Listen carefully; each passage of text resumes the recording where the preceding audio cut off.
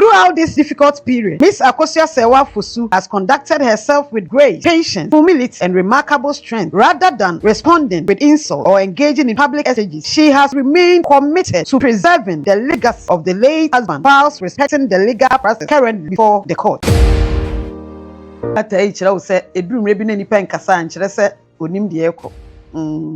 Wow.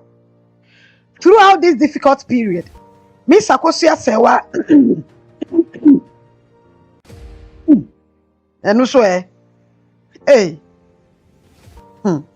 Throughout this difficult period,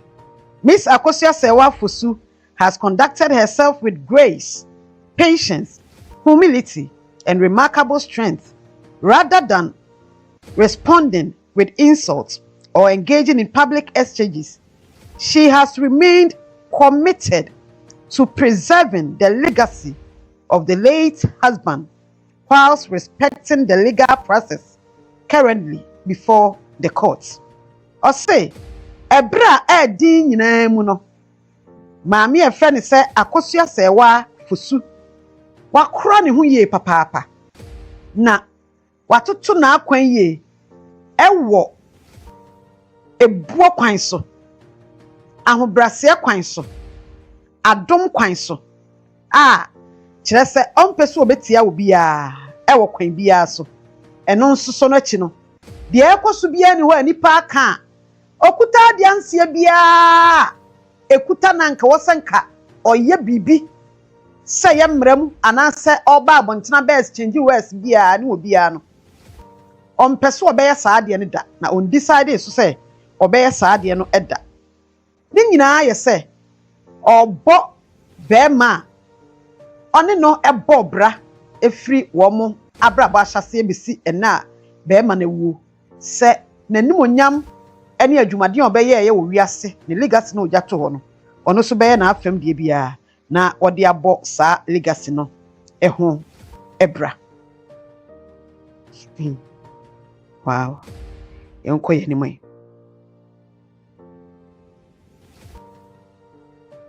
Na wasan so akyerɛ sɛ sesi bebree na ɛkɔ so wogina courts a wɔtu anama ahodoɔ bebrebe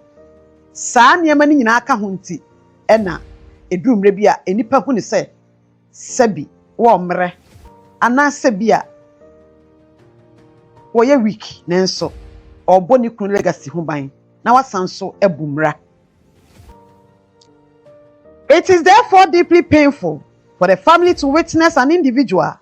publicly attack her character, question the authenticity of legal recognized documents, and making damaging allegations without presenting a single piece of credible evidence. Wamu say ya tete papa so nipa ba ko bi betumi asori na wa attack maame straight se okuta krata dumre bi so se ne krata na ye fake abra enkrata no so eye krata emra etachire so mo pa enkom betumi agina mra no so na ebia yaka se krata efiri mram na mra ene de ma na mra tachire no de enti na wugina abontene na wugina saa krata no so na wuni adanse bia afa de wo ka no ho nanso wo ka adidi nipa natem saa ete saa. Wow, eti eho eno no. The Akosua family wishes to remind the public that freedom of expression is one of the pillars of every democratic society. However, freedom of speech is not a license to publish falsehood or say, "Ebusuani jitum papa say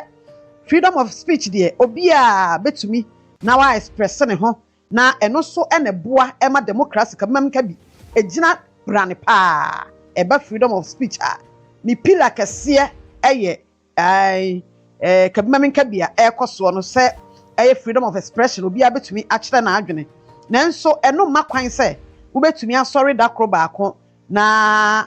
ade a woni ehu nyina so bia no wo sori anu abo srem wo twantro pa e de ato obi so eba saa e ha adwene ye ankasa.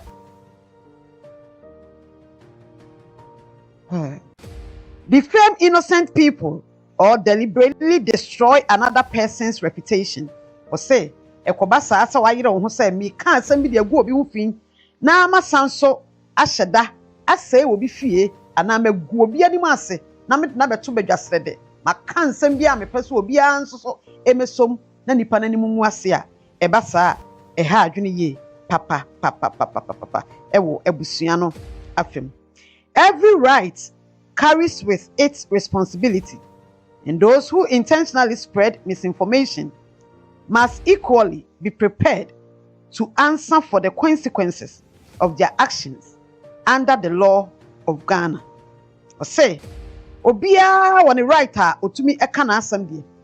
Nenso se nipa be sore na obenwuna asam die ato obi so. Obe sore so o hyada akotwe obi edna beto ho. Na agu nipa nanim ase akasa afiri anopa akosi anwume no. Ebusua ne kire se nipa ne nkan hunu se emra ewo oman a yefre ne Ghana mu a saa mra no ebetumi ne nipa a wote saa no edie. Despite the hurts caused by the repeated attacks, Miss Akosua Serwaa Fosu has chosen the path of faith rather than retaliation. She offers the following message. Tiahanso esem enam ha. Mami say, emfa ho say, niam bia kokoso na repeatedly nipa na yeye e de atia maame no directly na bi nso eye nkofo afoforo bi ene sorry ginam kan sampe things a e de ekire maame no wo ma yo madwene say wo mo egina ekono a wo be fa asomdue kwan so ene pepepe yo akwan so na wo mo atoto wo makwan e wo niam bi atiti sei mu na nso wo mo e wo amane bi e de mam de edikani. Your lies will never overcome my truth. How?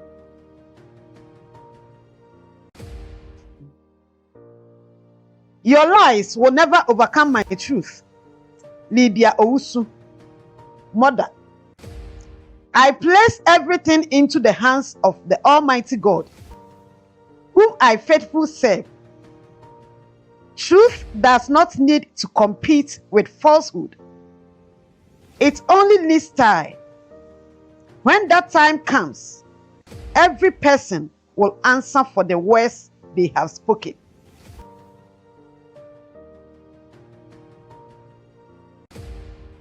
Mami Akosua Serwaa Fosu say, oh, okay. Musa for me bawai. What me nkan ma mahunu kama. He said me nkan de etmani abre papa. Wow. Na me microphone ba ko adum. Enti said be ya mo beti enti. Mo fa nche me.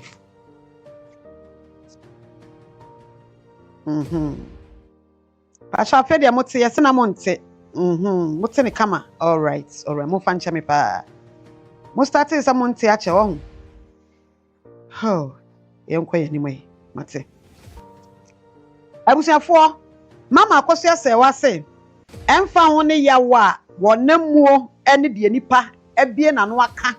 nipa ebo ne din kura di na tam aka asem bi afa no a wo mo dwene se onya nipa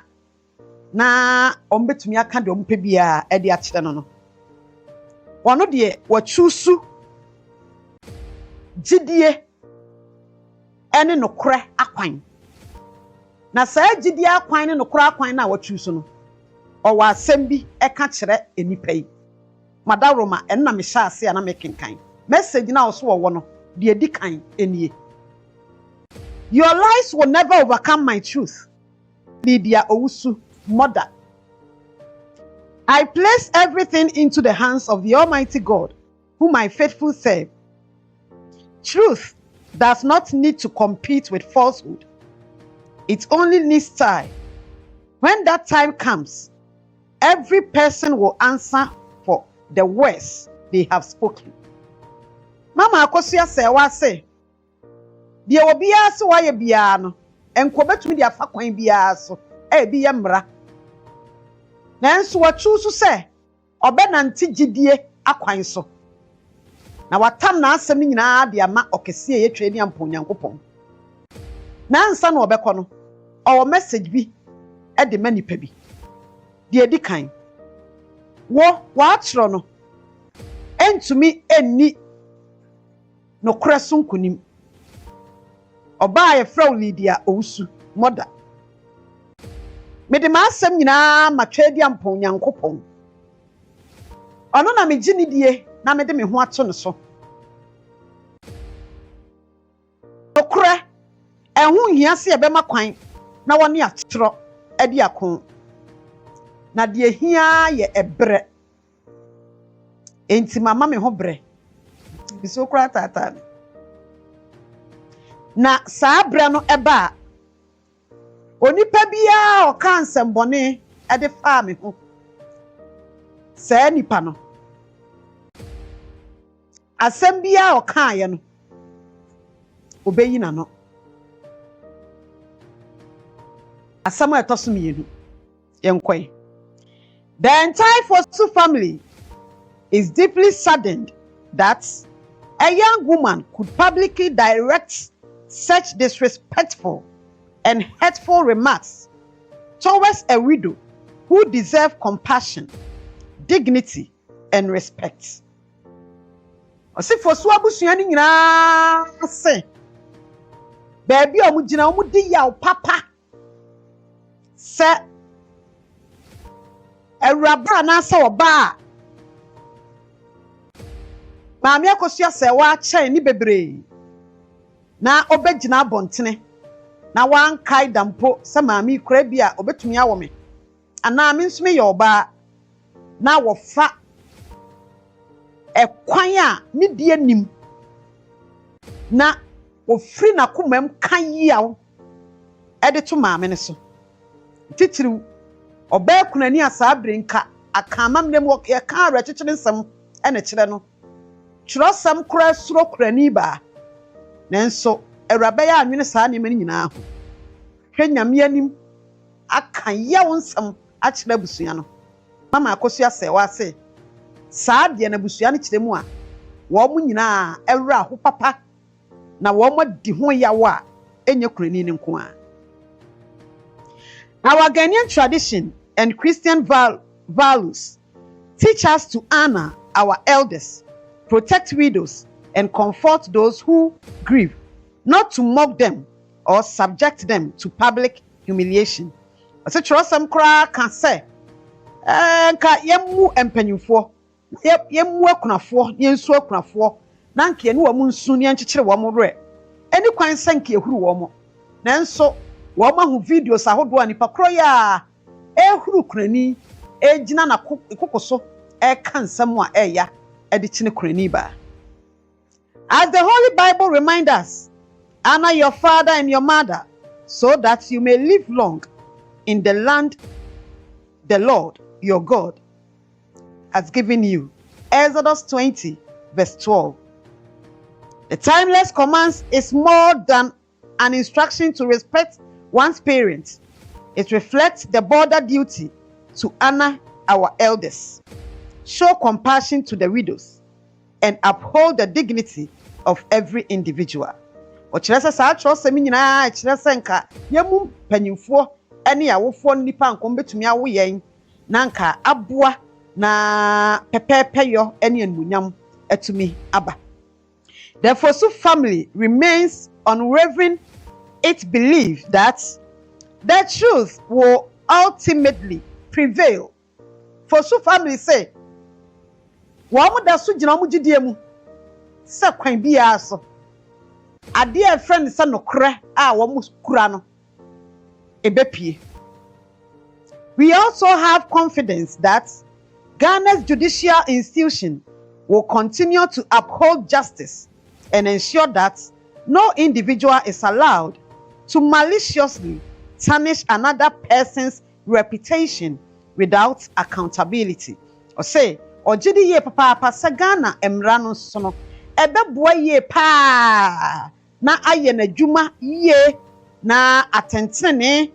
apagya akosoro na aboa na ankrankra bia no ya ma ne kwan am wanyina de wopa bia so na wanwu obi hu fin anwu obi animu ase abra wokaso mu hu kontakra no a ontumi enye sa adwuma." We therefore appeal to journalists, bloggers, content creators, social media influencers, and the general public to exercise restraint and responsibility before accepting or sharing unverified allegations. Or say, or social media and as simple some for bloggers, content creators, I would say, and some be or said, do maybe any remove cry and son be cry as so and as simple yet. In today's digital age, misinformation can travel around the world within minutes, but once reputations are damaged, the consequences can last a lifetime. Or say, and now we are seeing a digital world, yeah, misinformation, a dramika papa, a quanipa, a quiet rentam, Nanso, si enya say ni pane bibia awia e be ye den said ya say no no ye betumi akọ echi ni asan so aba be correct no ama akogina baabia na ejina. The family wishes to make it clear that it will continue to defend the dignity, honor, and legal rights of Miss Akosua Serwaa through lawful and peaceful means. We will not allow falsehood, fabricated stories, or deliberate attempts at character assassination to overshadow the truth or diminish the legacy of Charles Kojo Dadulumba and honor of his family. Or say, Ebusuan bekoswa jinam so mbehwe no maye o mafem de bia no mo makwan ema atorosem nipa bi nsori mo boboni sire mu nka asem na wo mu nwu ebusuan ani mu ase no mo nya sanfa nkata no kore ene pepepe ana montu a wo mu etuo no eso sere be ya ebeboa na abo abusuan ani monyam ho ban na abo Dadulumba legacy enso ehon eban. History has repeatedly shown that falsehood may capture attention for a moment, but truth has the power to endure forever. Or say, Abrabama bokasam adanedi atu ho emprebebrebe daso da ho se atoro ebetena ebre bi mu nanso nokware ne bre pam no eba be kata atoro ne so na saa nokre no atena ho daa na nokre to media etena ho daa nanso atoro to me no eye brekuma bi ene ya na eda ho.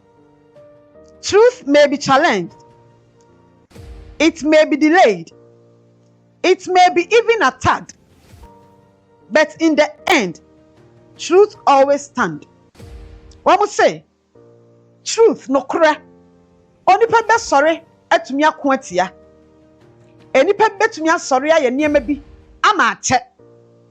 Sanso ene betumi asori. Atoto niema abom. Betumi asori pa. Ne na kondenden.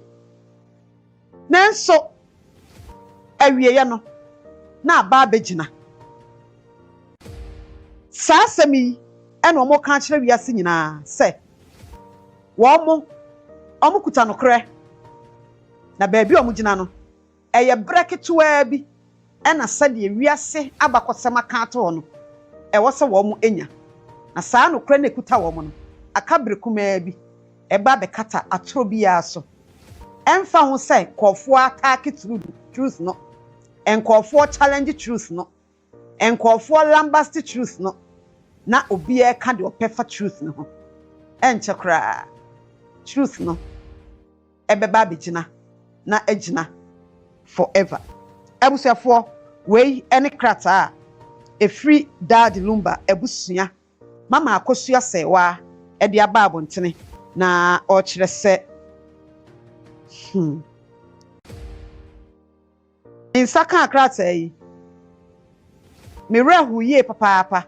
me decide senka menkan na mini tumi nchan abusuan ene wo ma chorofo ene wo mo animdifo aloyafo ena ye nimdi enti mama Akosua Serwaa on kansem bia wo ye ne dai on kasa sesi ekra ye kasa nsem bebrebe na ekoso efa ne din ho beta ye dan wo trusu saade we isa no de on bekasa afa ho mimi hu ne se bia no wo doma saa nipa ne panti na ade na hye saa no ko ye kasa ekra no adwo saa nsam ne ade ma me na nkasa ye di na tam na ɛyɛ dan na wei na wɔn abɛkasa afa ho enti ma na me wura ho yie papaapa na me suro firi sɛ kunani baa deɛ ɔbaa kunani a ne kuna wuo ɔda so mɔ ne no hyɛ tuntum na me suro n'anum nsɛm no ma me saa adwene ho sɛ yɛm so wɔ dɔm asaa nipa no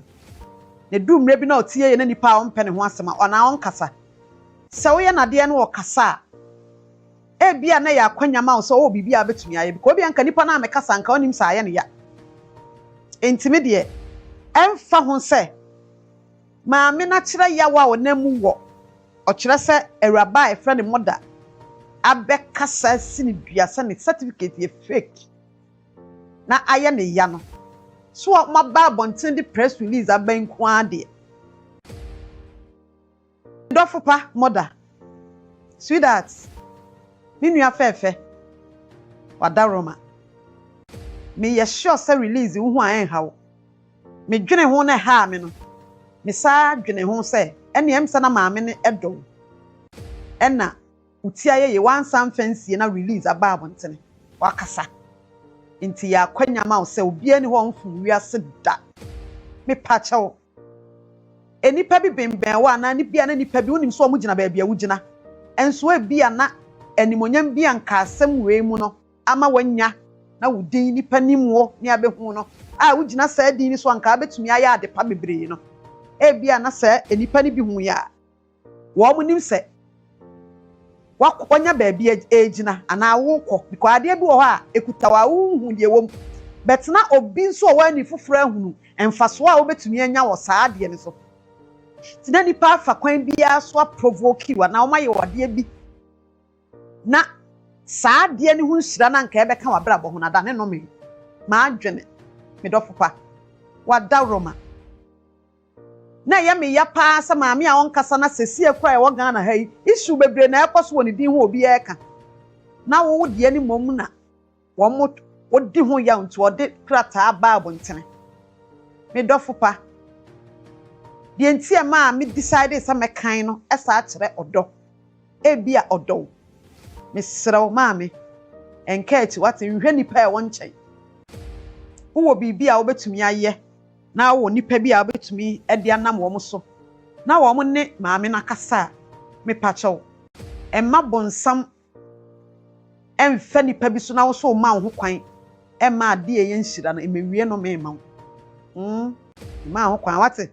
emma bibia nhwe wo bia wo de enhwe wo bia me srew hwenyame na hwe maame no ankasa e bia do bia wo de do no media me gidi say bia wo ntaa no na bia na situations bi ni niema bi e na wo de yaw e ye bibi minim de because me nhyada mfolo mu nsam ne bebreza tia na minim mu pa na wada Roma onipa a wonkasa de sa wo ye na de na hye no obekasa esa ye nhyira e kwan bi so sa wo hunu anamo a wo sa wutugi a e betumi asa asesa me pachaw ni die kwan so emfa me nsam yi ma me ho nya wahi na enhwe nipa dwene sa maame ne yekurani ba osinko betumi atu anamo bia me kan duru na ho na me yem hye me nanso watu so od na asam e menyame eduru no kan sa wo ka message bi a kyerɛw na ko betumi aye bibia nanso watu so od na asam de waye no ode amanyame na ebrepam no nyame bekasa na okasa nso a ade bia a wode wano kaaye na aye ne ya no nso no ube eya no me dofo nyire wakoma wate na me pa chaw ya hiesia obebre ahoden pa ne mikatuo abusua yi press conference abusua yi fa ha we ko ha na odamika na odi akire hu sa ya wa no tase me wra ho ya ma minnim nsam na chi bebre ntini ana eduwa me hweda hu de ekosa na minnim se bibi se kura du level bi se me pachaw wa bro wa bre papa ebe wi se dia me kai be bi esiesia wo ye press conference mo ko ha na dra mi ka bi wo ha na wo bra ha ba ha koba munantie ko to anim ko ha kai o kan e do no emma ba bia nipa provoku akodu bia woni obi tinyepe utinko obi sutinko ye nyina ebekọ yatamum me pachawo enhwe obi ani do the needful pe obi anani mo afari bi na frɛ no na ka kyerɛ no na oni maame ne enkasa ma wate me pacho o say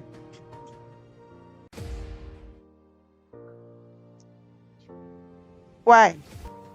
me pacho enyi se bia wo kodi maame na chi o dabi nya saa akra na me kakọ me kan yawa wadi na omatumi di release we aba na mu messages na ewo mu na no odin mu nsam no tum so obi ka na koma mu yawo enti right thing no yese nunu na ne ma obi mpa ne chawo ne po oba bi tina saa akra na me kan nyiso obeka saa man kra odaroma yise bia wo kodi wo machi ana na obe dey see dey se maka chawo say iwiase wo ya ade anu adwu mienu mienu onema bi wo ho esi a huntumi ni nipa na nya te se first bi na maame na koma so aya ne ya all right beto wa akoma enti ubetumi afa kwan bi so na wa pempanyimfo na wona kasa no mapa ne chew na wa kire mu ya okore ma wo kan asa so won fa nchew na emu se bia wo bedidi nsam na chi biem kra de nse wapa oba bi kra atena kra wapa oba bi atena me pa chew we de unua me hu se wudi na wa de nim kra me kan in fact na nya me de kra nenso me pa chew enye ne sa wate ha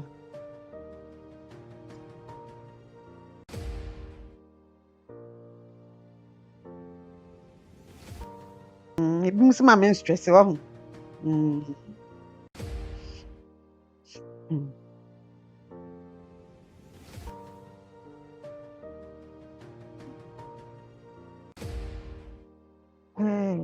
Dio.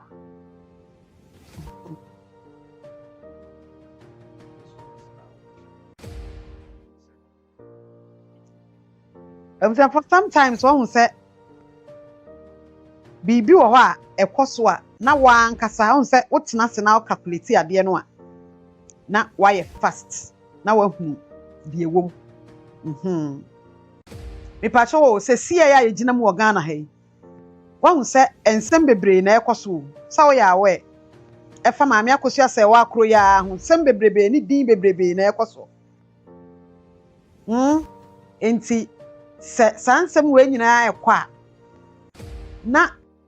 kunani babusa sa yedan na ade ba ko bi atumi aka na koma aye ne yasa menka ne sa eho na misuro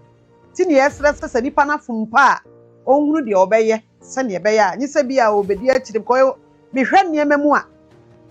nipa ne bia menim so mo abre pa wo nipa ni so de enim so mo abre pa kakra se wo mo animonyam wa ade we mu no kofom bia na maame ni aduom ho yaw secret eno de o meka ayo but when na otumi di release abab ntene no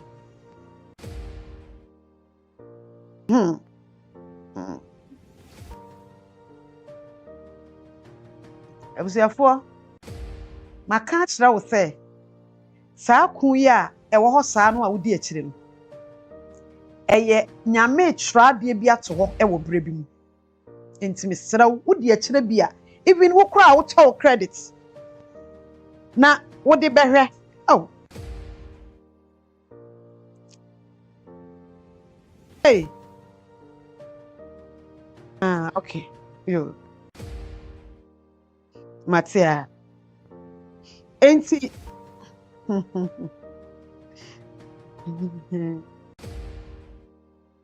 oh okay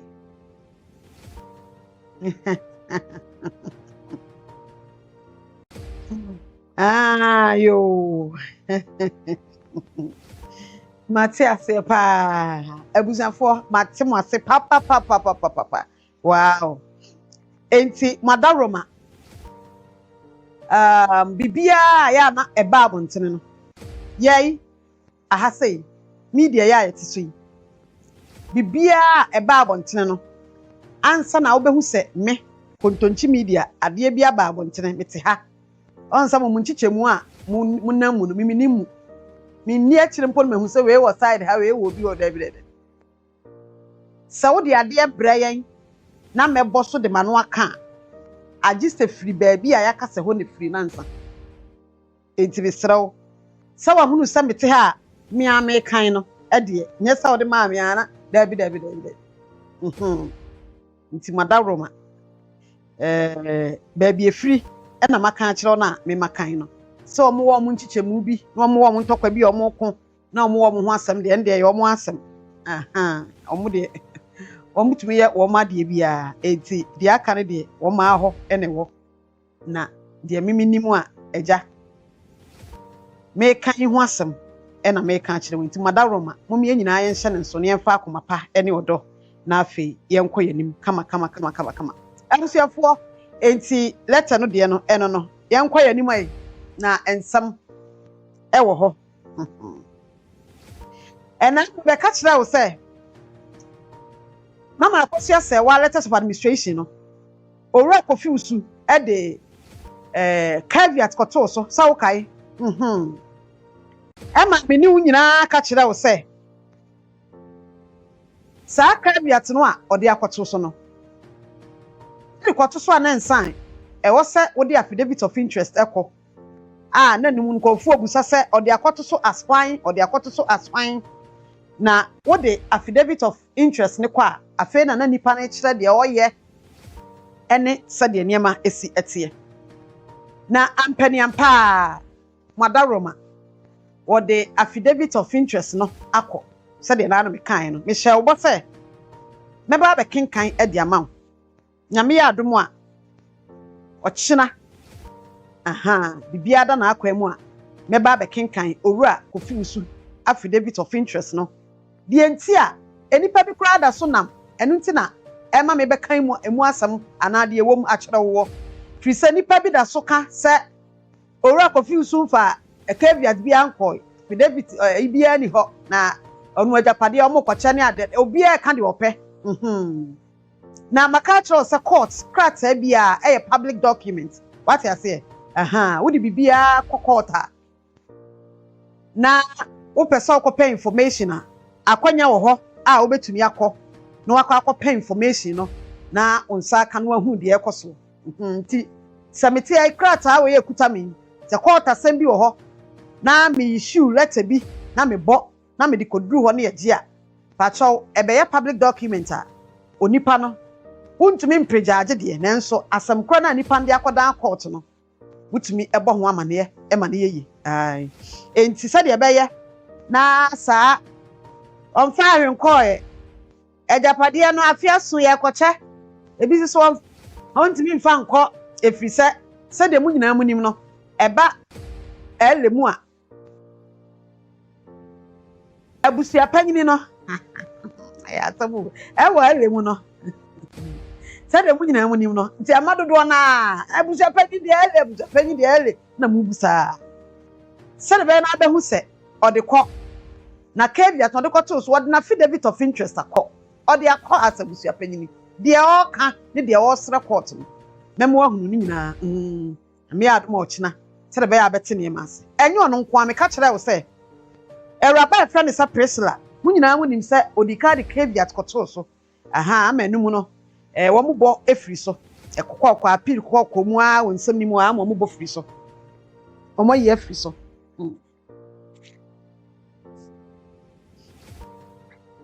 me pacha omo yi free so wie ye no e kire no wo mo de krata ekoma court no se opese obeka ho wa file so opese obeye applicant na opese obeye applicant no ode koye no wamfa wama no nko anka ho wasanso e de krata akoka ho kire de ntia wo be hyemu kena so opese oye applicant ni nyina da court no anim enti madaroma. Oh. Me ba da kinkan ni nyina e de amamo kama. Na what in your so we say a screen crying. Hey, there be na me pepa mani. Na ni mu fifiri. Me moja no he. Nti na me pepa fifiri pa cho. Obi o sha super de wonsu. Eh, tina me pa manim fufure Madam Roma pacho me cry cry. I'm not crying. Enti nyame ya adom a meba na ma bekenkan wo hunu. Court no de da wo manim sesi se de be be mo ato ho ase pa. Na wonya ahotoso pa. Se enipa mo ye involve won nsam mu no. Watete se bi so mo ko charge apade ne ade no. Wo mo court e wo ele ho. Na wada ho so. Why? Enti nyame atma me de nyina.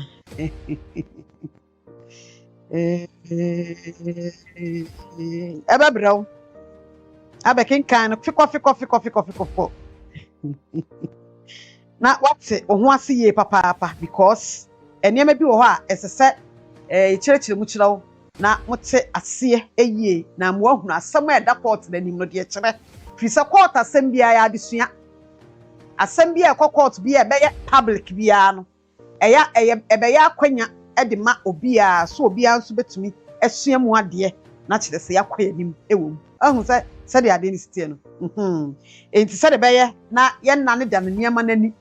na wo beti de da ho na se ne ba bia gina ne ba bia ya duri ase enti no Madaroma ba be yesa adwuma ni nyina de ama wo ahun se de niam no esi eko nti obia busa ba bia ka kire ne se owre to park or the caveat call or the affidavit of interest call so ya busua panyini ena ye sister so president so ede akọ second no opeso obeka ho enyi na as applicant ono so eba abeka ho enti ni nyina emu nsem no menya adaje na afi makenkan ama ho na wahunu na wate ho ase ye papa ate ho ase a na kire se ya semo onso wato na asam na ye de akire ni nyina no wahu se de esi ete abusuafo eniema pii koso e wo maame Akosua Serwaa appeal no emu eniema pii ekoso na ekọ na nimpa nsoso eye ewo baabi a ogina no bibia nsesa maame na dwene odaso a oginam a nani abre se awade a da oni ne kunu kwadwofo suntama nsa na beema ne bewu no wo ma kware cheye wo mu hia mo ho cheye wo ma ye fie de o Ghana ekoye Germany de o mu kuta nkrata saa krata no a maame ne kire mu ekutara no automatically etwa de o ya o Ghana ni mu de o mu di kan ya o Ghana no fie aware no etwam visa ordinance no onsanya kan ya no na ahoden abegyina anum eno na ede ekoka asem enti saa krata no a eno nti nkofo twa na dapaa edi na tem anopa wi anwumre na obi eka de ope na eno nti ogina baabi a ogina sesie no bibia ni wo ebesi kwan kopem so obekọ the last place a ye behuru krata no ni age atum no omre yo pacho so wate ase ne letter no a eya aware nkrata a ye de ma no a eya aware da oni oru akodefo suntam no maame Akosua Serwaa fosu maame ni kiremu a baabia a wasa eduru emma krata no ye hunu ne se eria papa na ordinance aware ewo oni oru akodefo suntam no onyerem agi se eduru ho ami agi atum na ni gidie mu nso no nim se ebre ne ye ketekete ewa animu ha ya kakakra bi ano ha ya eduru awie according to maame no o gidie sa kakakra bi na nyame ama ne nsaso because se letter ba akono ho wagi adapa agi animguase sai a na wo se wiase nyina letter no nyankopon prove kire wiase nyina se letter ne ye letter eye papa enti misramo a Madaroma eho adwuma no eneguso a ekoso dendenden na edibo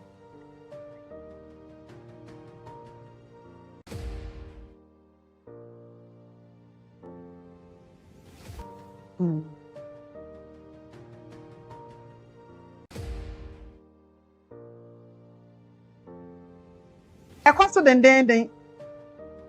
na grounds na shaki ni nyina afiri baabi efiri ene de ewom what I say enema ewom ni baabi efiri ene ade eno nti ene egina ha ejina musa cause se maame na nyinam na wankyere ewiase nyina nyame ama ne nsa so ama ewiase nyina ehun se maame e frɛ na Akosua Serwaa afosu no aware akɔso wɔ nda drumba ntam a de ɛkɔ no de enya de sɛ na koma bɛtɔ ne yam na baabi aduru ne nso de nyame nso ɛyɛ n'adwuma ansa na conversation na sesa kakra sɛ wahunu conversation no ɔmo ano ɔmo so oni aware akora ne ndodo na ɛkyire mu a krata ne mom na ɛwɔ so mpa bibi ya fa ho na ne so ɛnyɛ ye ai yeso ko baabi na ho broni a na kyerɛ sɛ wahu nyame ano no ansa bibifo gidie no no eti baabi abroni wahu na no wahu nyame broni de ewi asma honhom nyina ne tumi nyina obi anu ha wɔgye honhom sam di ne tumi sam di kyɛn broni ɛno mpa toto ɔmo ne ma nyina yɛ hyehyɛ ne yie enti sɛ yɛ tumi ne ahonhom sam sɛ yɛ nkrata mu hyehyɛ yɛ papa broni no ɔkɔ nanim nti wo yɛ ade na broni wo ma na kyerɛ sɛ nyame wo abibifo gidi ɛso hu broni a wahu nyame eti sɛ de ayɛka alake enu an bebrebe abusuafo de ekɔ no mate ase level na nneɛma we ekɔ no mate ase wo sɛ ko bi kɔ na edu pempenso bi a wo hu nneɛma na ta sisi wo sɛ bi na ekɔ so yi ana wo hu ni saa sɛ ko pa ekɔ na du time asɛ ben kurim bi a hwɛ sɛ de mu yire pa na hwɛ nneɛma etumi sisi within that period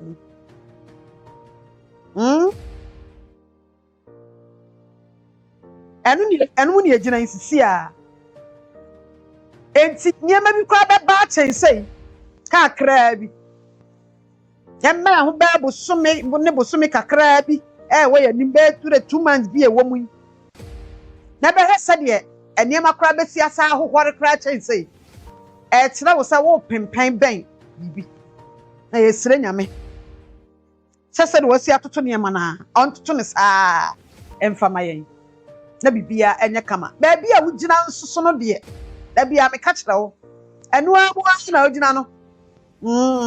baabi a wugina na wugina no me pa cho bo modin agina ye de beba wo su bebre na nso unim de wo hwɛ ɛna onim de wugina enti ginam yɛnkɔ yanim na anu me ka asɛm bi kyerɛ wo sɛ enyi sɛ information na sɛ nneɛma bi wɔ hɔ a wonte a enya bibia ntie o onse na omlete no omde ba abontene no na ewom omlete na omde ba abontene hu se ewom wada roma ni die kwan so me pa chawo strategy na abusua no efaaye ana nipa no a wo pepepepe ya ma wo mo na wodi wo chi no wo mo hu se wo so wo sesa akwan bi fa akwan bi a betumi aboa wo mo nti saa akwan na wo so wo fa so a wo mo gidie mu no mo nim se no na beboa wo mo no eno so no mo na mo yi enti bianka bi ti se bia me ana bia na mo akwanya na mitumi frɛ bia nipa bia ye involve asɛm ni mu a wo side bi na bia be frɛ no wa amfa ana be frɛ na bia no anya information a wo hwe no wa anka hwe ankyerɛ wo enkyerɛ sɛ nsɛm nkɔso wɔ hɔ ana adwuma nkɔso ɔmo mpɛsɛ ɔbɛkeka wɔn nsɛm because mre bi ɔmo yɛ bia mo ɔmo na nyɛ ɔmo a so pɛ nkɔnom de take decision no maka kyerɛ sɛ nneɛma bi akom ama afutu akɔso enti ɛnu nti na mo makora kora mo nneɛma hyehyɛ ne yie ti na da roma abusuafoɔ ne die mu sɛ me mete wɔ no bia na wɔ panyini bia me frɛ no gi information me frɛ no na wanka hwe ankyerɛ me a ɛnkyerɛ sɛ ɔtaa me ana he sɛ ɔnka hwe ankyerɛ me nti me nkɔka de ana me buufu ɛnsɛm yi sɛ wɔ hɔ bebree case si wɔ aspect bia obetumi afa wo ni side bia ka wasma wo pesa wo ka enti saa na ekɔ ɔmo nta wo bia mesra mu ni die kwan so ate wa so betumi ayo ebi mo hɔ ɔmo so yɛ mo investigations bi ɛno de wo kura betumi ayo investigations ne kura akɔbɔ amane bi kura no ɔmo kura ɔmo nim ɛno nso de yɛ wa adwuma a wo yɛ de aboya ne sɛ bɛboa na okasa bia first na panyini nipa asomesi yebusuani me frɛ no agi information na wo frɛ no kora onfa enye ota wunti ne wonfa de opɛto okachiro bia ontumi nka wanka so a wosi me frɛ no kora na wo si obɛfrɛ me wanfrɛ me biem sɛye asɛm ye pɛsɛ ba awieye no amunya omunkunim bia sɛde me gidi sanu nti na wo bre ya mumie nte wo masewate na ye na fom nti ahunya investigation wo kɔ akobusa bibia na ye bibi na wo busa na nyisa bia enipa nka bibi nkyerɛ na bɛka de ya tra saa level ya egine nti mada roma ɔdɔ ɛna ɔmo de dɔ yɛn mi gidi sɛ ɔmo dɔ yɛ paa konya ize so obenya asɛm na nipa sorry no ɔmo kasa boawo enya ize saa onyame ti moayɛ adwuma nkasa na mo guso yɛ adwuma yɛn na fam ne yɛn hwehwɛ mu de ebenya no yɛn nyɛ mfamoa na yɛma ɔmo ɛho ha ɔmo kakra sɛ de bɛyɛ bɛboa ma de yɛ paa mo wɔ mo no ɛyɛ asɛmi bɛba na wie yɛ na wɔn bɛnya do ɔmo hwehwɛ a ɛnkyɛ no ne yɛ hwehwɛ no yɛduru hɔ wie a enkunim abɔtire nyame de abɔ me no mienu nyinaa ne yɛn kɔ yɛ nim ne yɛ kɔ yɛ nim enti saa nyame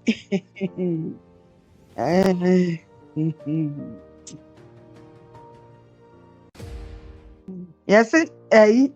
enipa suasua adeɛ bebrebe da du ba wachi nsensɛm adesua adeɛ bebrebe adio nipa ho ahomti o enti abusuafo mesrɛ mo a moma yɛnyina baabi a yɛgyina ne yɛnkɔ yɛnim na nneɛma misi deɛ wɔsa woteɛ deɛ yɛyɛ da fam kɔ yɛ investigation deɛ wɔse yɛteɛ yɛpɛ kwan yɛbɛfa so nya information papa ɛde abrɛwo yɛnsaka deɛ ni kwan sa woteɛ ne wateɛ fi deɛ wɔsa woteɛ deɛ ne yɛde abrɛwo aha ne wahu sa ha ne yɛgyina aha ne yɛduru aha yɛsua deɛ nti yɛpɛsɛ yɛhu deɛ ɛkɔ ne sei na aboa deɛ ni kwan sa ohu bia na ada hɔ ansa ɛbrepa mu hu a ne yɛkɔ yɛnim kakran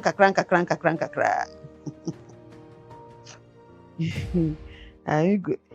Ajwa Kwata. Queen, are we going to Afghanistan news tonight? Mema mpacha ochire wadwena nsa na ya toa so akoye nim wai. Encha obetime be manka. Na mo de Afghanistan muntie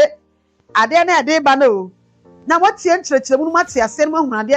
ade na wodi akyira wani abra. Wo pese abusua ne nsa kan omo asomdwe ma Akosua Serwaa nsa kan ahotɔ ene na asomdwe no. Se no anti na abre. Nti de yentie no.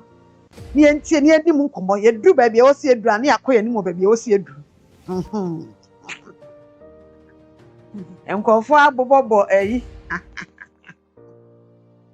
Ebo totra ni so de Afghanistan. Yes, no do social media obi atama. Obodi di kra ni so wi ose. Eje me no me kan Israel sam be obi sisi me ka China, me ka Togo. Amudi adru ni. Rosemary, we are too much na Israel. Enya sam kitu. Eno amudi na musa bidia na Togo na bidia na mo ahwan. Da bi. Munya ne sa.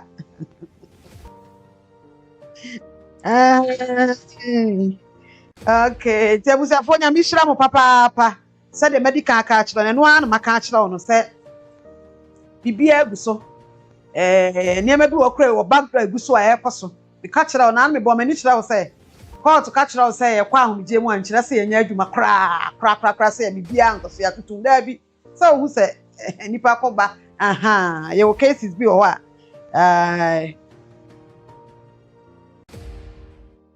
okay.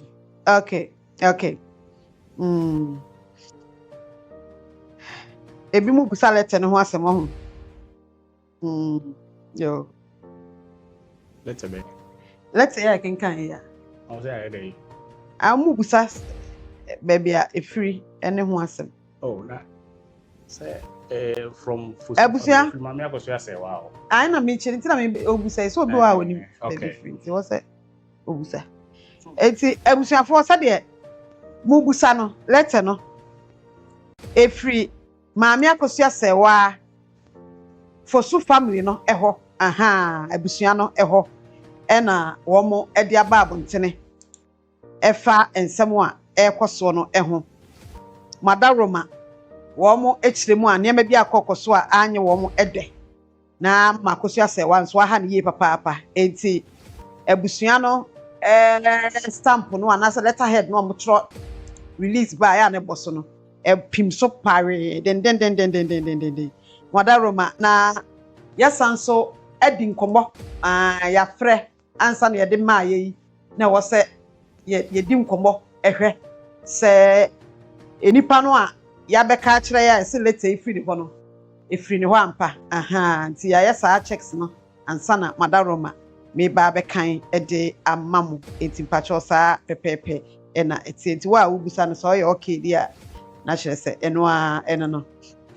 family no ewo womo mpanyimfo a na asa secretary ankasa bacho mahu so mabobodi bi wa bacho nyo sa ni pande mene ne nkasa akorada nti nya wono a family no enkrata asem court nsem ne ade no ewo baby a efiri ko na womo no kura woni mu womo nti madaroma bibia ba na kyerɛ sɛ wo sɛ efiri hɔ ansa na yetumi akọ enim hey yo matwai eni yenkọ yanim eti pasho yenkọ yanim na afi bibia enye kama ebusiafo ade bi wo ha o sɛ da bia me ka sɛ baby a yegyina eni baby a yekoi eniema pii ena esi ani so a yekọ yanim so wate ase mami ngram wansan na so ngram wansan yo me pacho yo abusiafo me be me ngram kakra bi na akwasem sɛ ensem ya wodi tu dwa sisi eye release ya efiri abusua no hodomo abai no eya reposem na de ti America sɛ eya reposem ne sɛ o sɛ asem yi ba ye mu achemienu and kane na indipadodo na enim sɛ court sɛ mumba mu no na ebinum ne yembe ya adwen sɛ na court declare obia nka maame Akosua Serwaa ho sɛ oyɛ yere enti na obia wo ba bia wogina kosi sɛ asɛm ne koduru court a omoko ka wie ya eko declare obi sɛ ono so yɛ oyere eka ho no on sɛ factions na kwa akoye mienu factions ne koye mienu no obia wo na chitafo ɛna omo nyina de na mu a na yɛkɔ menyi ni sɛ oba baako no obɛkɔ akɔka kyerɛ obi sɛ to me emegidie mu na meka monkonko didi ebia mekora pani atem menyi ni saa ɛna maame Akosua Serwaa sosoro menyi ni so bɛka sɛ kwakɔhye nipa bi akyi sɛ monko didi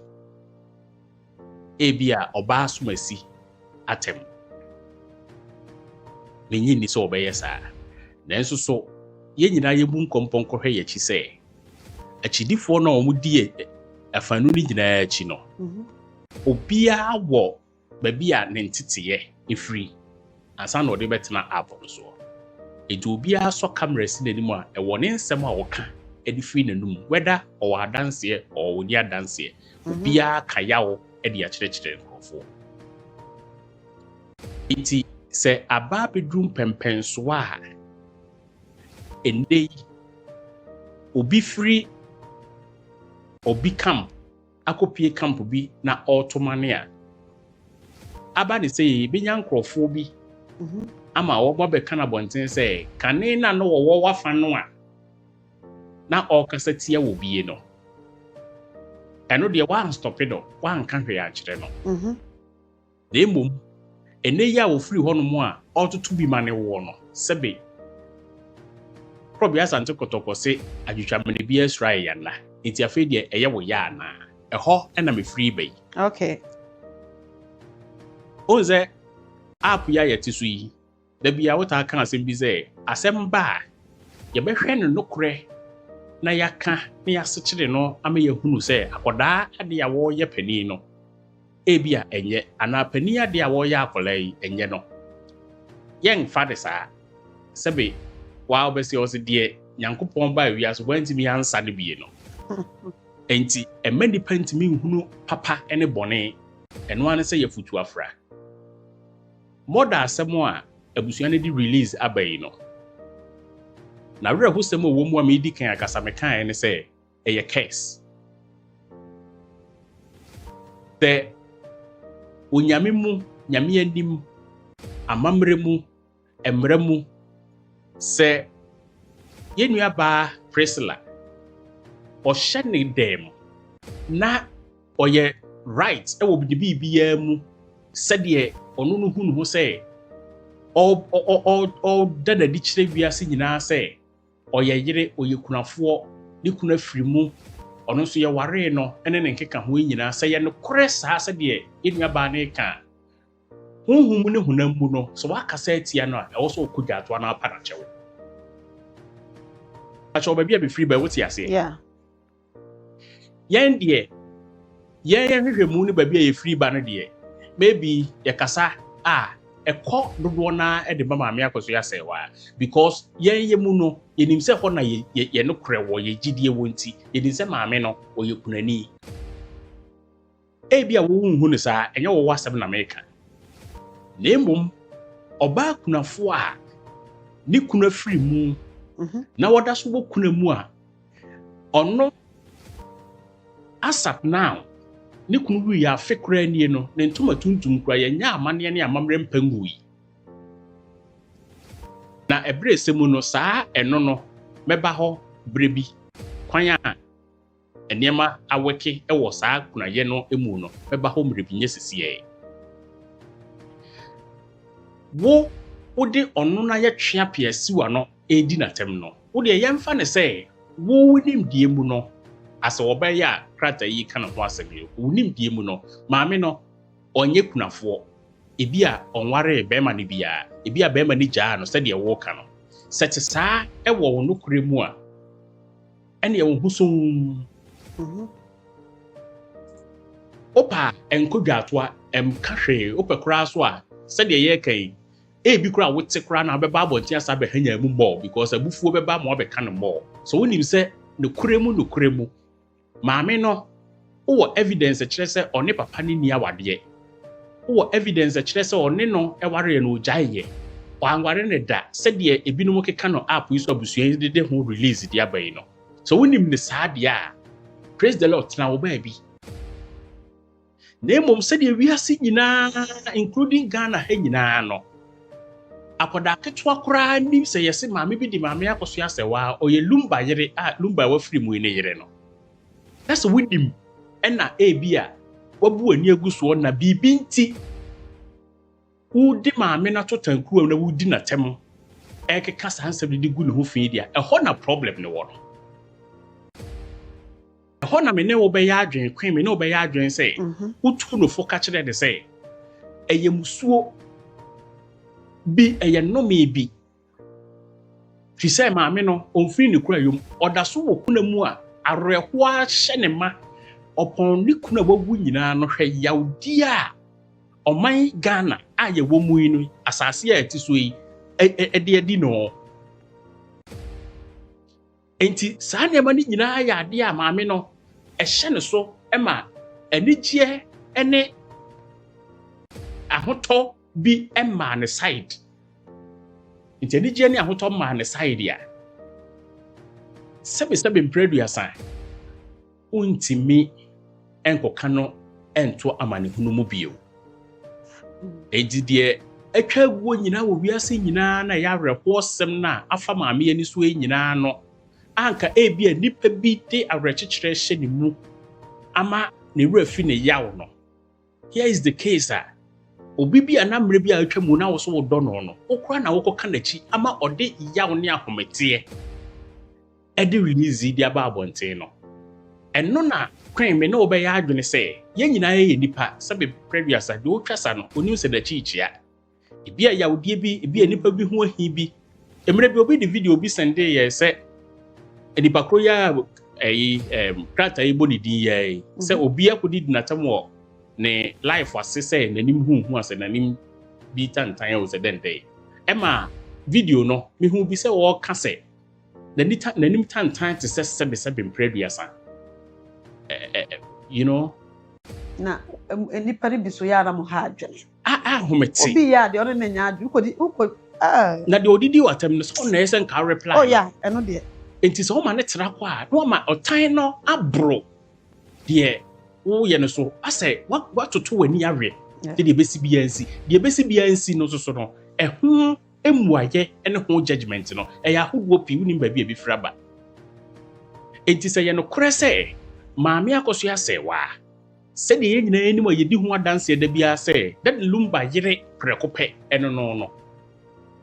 na se wo so gidi saa de a ene konkoto dwa anim pempanifo bi na ese bibi ekire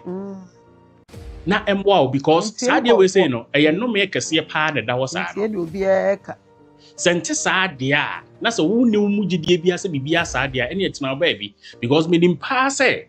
eya press maame Akosua Serwaa onyina ba bia nka se obi hye obi kotu pa se akoda kokodi da bia oba abonten a